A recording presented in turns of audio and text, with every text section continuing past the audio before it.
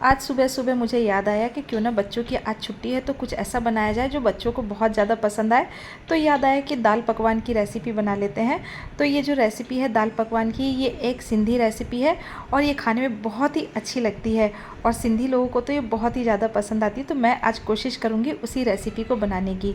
तो मैंने करीबन 200 ग्राम दाल को 15 मिनट पहले भीगने के लिए रखा था और इसके बाद मैंने इसे कुकर में डाल दिया है। 2 से ढाई कप मैंने पानी डाला है, 1 चम्मच नमक डाला है टेस्ट के अकॉर्डिंग, आधा चम्मच हल्दी पाउडर डाला है, 2 हरी मिर्च डाली है और साथ ही में मैंने इसमें 1 चम्मच घी डाल दिया है।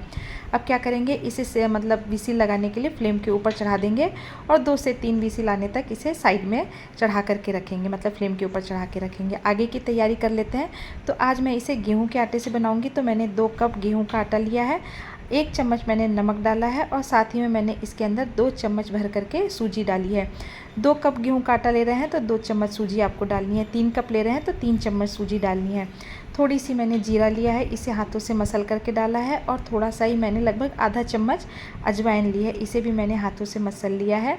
अब मैं इसके अंदर 2 चम्मच रिफाइंड तेल इस्तेमाल करूँगी। आप जो भी तेल खाते हैं आप उस तेल का इस्तेमाल कर सकते हैं। अब मैं इसे अच्छी तरीके से मिक्स कर लूँगी। आपको अच्छी तरीके से मिक्स करना है, उससे क्या होता है ना कि जो हम पकवान बनाते हैं ना बहुत ही अच्छी तरीके से बन करके खस्ता तैयार होते हैं। अब मैं इसमें धीरे धीरे करके पानी मिलाऊंगी। आपको सारा पानी एक बार में ही ऐड नहीं करना है, आपको धीरे धीरे करके ही इसमें पानी मिलाना है और इस आटे को हमें बहुत ही सख्त गूँथ करके तैयार करना है, क्योंकि जो पकवान होते हैं ना वो सख्त आटे से ही गूँथ करके बनाए जाते हैं। ऐसे तो पकवान मैदा के बनते हैं, लेकिन मैं आज गेहूं के आटे से बनाऊंगी, क्योंकि पकवान मतलब मैदा खाना लोग बाग आजकल अवॉइड करते हैं। और इसके साथ खाने के लिए मैं बनाऊंगी प्याज। उसके बाद मैं इसके ऊपर से डालूंगी नमक, नमक क्या, नींबू डालूंगी। तो नींबू डालने से क्या होता है ना कि ये खाने में बहुत ही टेस्टी लगता है और गर्म पानी डालने से जो प्याज का तीखापन है वो कम होता है और नींबू भी तीखेपन को काटता है। तो पकवान के साथ प्याज खाया जाता है, तो इसको मैंने बना करके रख दिया है साइड में। और इसके साथ खाने के लिए बनाएंगे चटनी। तो इसमें 2 तरीके की चटनी चलती है, इमली की चटनी और धनिए की चटनी। तो इमली की चटनी तो मैंने बना करके तैयार कर ली है और मैं धनिए की चटनी बनाऊंगी, तो मैं इसकी रेसिपी आपके साथ शेयर करती हूँ। तो लगभग देखिए मैंने धनिया साफ़ करके धो लिया है और 1 मुट्ठी के लगभग मैंने धनिया लिया है और थोड़े से मैंने इसके अंदर प्याज डाले हैं, 2 हरी मिर्च डाली है और साथ ही में 1 टुकड़े मैंने अदरक का डाला है और उसके बाद मैंने इसमें आधा चम्मच जीरा डाल दिया है। अगर आप मतलब टेस्ट के अकॉर्डिंग नमक डाल दिया है और साथ ही में मैंने 2 चम्मच भर करके इसमें जो बीकानेरी नमकीन आती है इस वाली नमकीन को डाला है, यानी कि सेव वाली नमकीन को डाला है और नींबू का रस डाला है। इससे क्या होता है ना, ये बहुत ही अच्छा खट्टा बन करके तैयार होता है। अगर आपको पुदीना मिल जाए तो आप पुदीने की पत्तियाँ भी इसके अंदर डाल सकते हैं, लेकिन बरसात के मौसम में पुदीने की पत्तियाँ मिलना थोड़ा मुश्किल होता है। अब क्या करेंगे ना कि चटनी पीस करके तैयार हो गई है, तो इसके अंदर मैंने थोड़ा सा सरसों का तेल डाला है। तो सरसों का तेल डालने से चटनी का कलर बिल्कुल ग्रीन बना हुआ रहेगा, यानी कि थोड़े समय बाद ये काली बिल्कुल भी नहीं पड़ेगी और इससे इसका टेस्ट भी बढ़ जाता है सरसों का तेल डालने से। तो हमारी चटनी बन करके हो गई है तैयार और इधर हम दाल को चेक कर लेते हैं। तो देखिए दाल भी हमारी अच्छी तरीके से उबल गई है। तो दाल को आपको इसी तरीके से उबालना है, मतलब बिल्कुल इसको मतलब पकाना नहीं है, इतनी रहनी चाहिए कि ये खड़ी खड़ी सी रहे लेकिन ये पक जाए। और उसके बाद देखिए अब मैं क्या करूँगी कि दल घुटनी की मदद से इसे अच्छी तरीके से मिक्स कर लूँगी। जो दाल पकवान की दाल होती है ना वो आधी मिक्स होती है और आधी थोड़ी सी खड़ी खड़ी सी रहती है। तो ये बिल्कुल परफेक्ट दाल बन करके तैयार हुई है और अब इसे रखेंगे साइड में ठंडा होने के लिए। तब तक ये दाल गाढ़ी हो जाएगी अच्छी तरीके से। जैसे जैसे चने की दाल ठंडी होती है वैसे वैसे ये गाढ़ी होती जाती है। अब क्या करेंगे कि इधर जो हमने आटा रखा था इसे भी हम चेक कर लेते हैं। तो आटा हमारा बहुत ही अच्छी तरीके से देखिए कितना अच्छा बन करके तैयार हुआ है और इसी तरीके से ये सख्त होना चाहिए। रोटी की तरह ये आटा बिल्कुल भी नहीं होना चाहिए। अगर रोटी की तरह ये आटा रहेगा नरम तो फिर बिल्कुल भी अच्छे पकवान बन करके तैयार नहीं होंगे।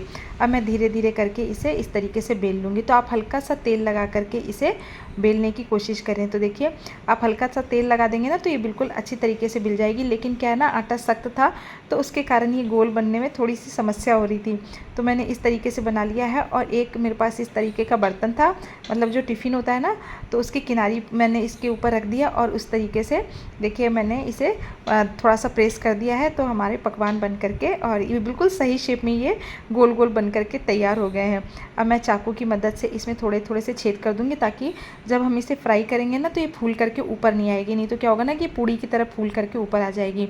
अब तेल मैंने पहले चढ़ा दिया था, तो आपको ध्यान रखना है कि धुआंधार तेल आपको बिल्कुल भी गर्म नहीं करना है। तेल ठंडा ही होना चाहिए और फ्लेम बिल्कुल ज़ीरो फ्लेम होना चाहिए, यानी कि बिल्कुल लो फ्लेम होना चाहिए। और इस तरीके से आप इसे दबा करके रखें।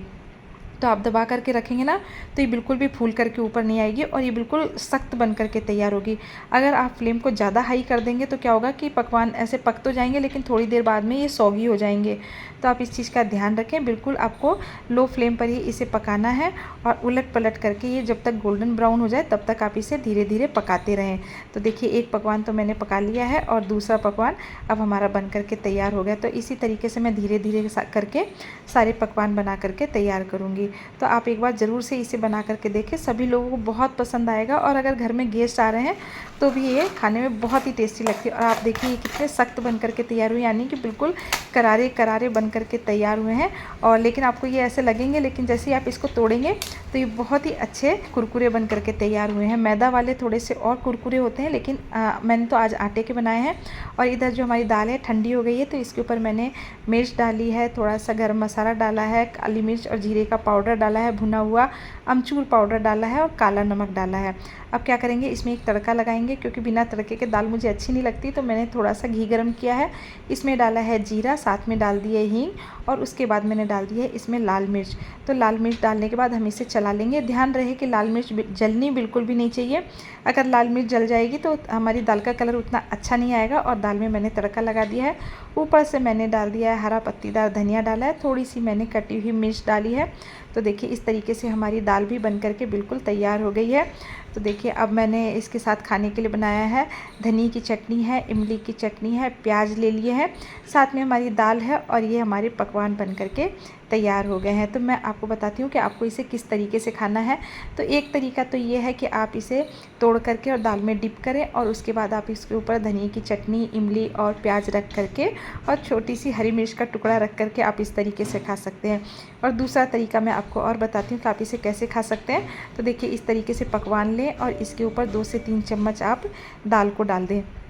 तो दाल को आपको फैला लेना है और उसके बाद हम इसके ऊपर डालेंगे हरी धनिया वाली चटनी डालेंगे और साथ में इसके ऊपर मैंने बिल्कुल बारीक कटे हुए प्याज डाले हैं और मतलब जो नमकीन आती है ना, नमकीन सेव वाली नमकीन आती है, नमकीन डाल दें, साथ में चटनी डाल दें जो इमली वाली चटनी बनाई है और ऊपर से मैंने इस तरीके से अनार के दानों से बना करके इसे तैयार किया है। तो ये बहुत ही टेस्टी बन करके तैयार हुई है। देखने में जितनी अच्छी लग रही है खाने में उतनी अच्छी लग रही है और बेटे को बहुत इंतज़ार था कि मम्मी कब बना करके तैयार करोगे।